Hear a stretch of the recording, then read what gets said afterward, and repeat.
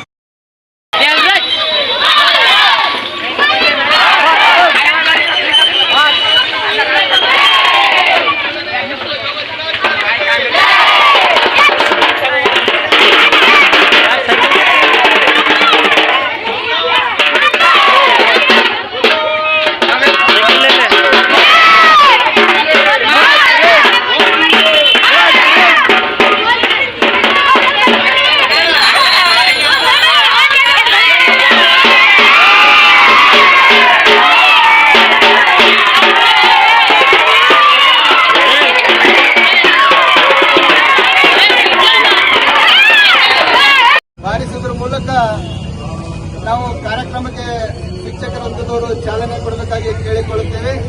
ಈ ಒಂದು ಜಾಥಾ ಶ್ರೀನಿವಾಸ ಗುಡಿ ವೃತ್ತದಿಂದ ಬಸವೇಶ್ವರ ಚೌಕದಿಂದ ಡಾಕ್ಟರ್ BR ಅಂಬೇಡ್ಕರ್ ವೃತ್ತದಿಂದ ಆಜಾದ್ ಚೌಕವರೆಗೆ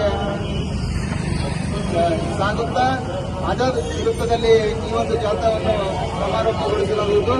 ನಾಳೆ ನಾವೆಲ್ಲರೂ ಅಂತಾರಾಷ್ಟ್ರೀಯ ಯೋಗ ದಿನಾಚರಣೆಯಲ್ಲಿ ಸಕ್ರಿಯವಾಗಿ ಭಾಗಿಯಾಗಿ ಆ ಒಂದು ಕಾರ್ಯಕ್ರಮವನ್ನು ಯಶಸ್ವಿಗೊಳಿಸೋಣ ಎಂದು ಹೇಳುತ್ತಾ ಬೋಲೋ ಭಾರತ್ ಮಾತಾ ಕಿ ಜೈ. 12ನೇ ಅಂತಾರಾಷ್ಟ್ರೀಯ ಯೋಗ ದಿನಾಚರಣೆಗೆ ಸರ್ ಬರ್ರಿ.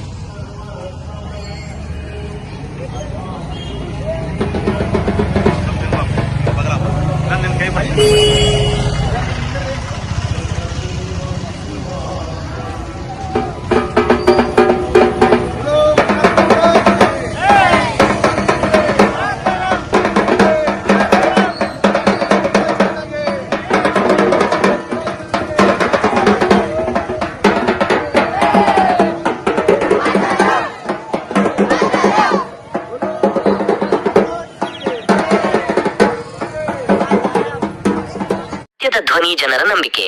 ಇದು ನಿಮ್ಮ AS32 ಕನ್ನಡ ನ್ಯೂಸ್. ರಾಜ್ಯ, ದೇಶ ಹಾಗೂ ಸ್ಥಳೀಯ ಸುದ್ದಿಗಳನ್ನು ವೇಗವಾಗಿ ಮತ್ತು ನಿಖರವಾಗಿ ನಿಮ್ಮ ಮುಂದೆ ತರುವ ವಿಶ್ವಾಸಾರ್ಹ ಸುದ್ದಿವಾಹಿನಿ.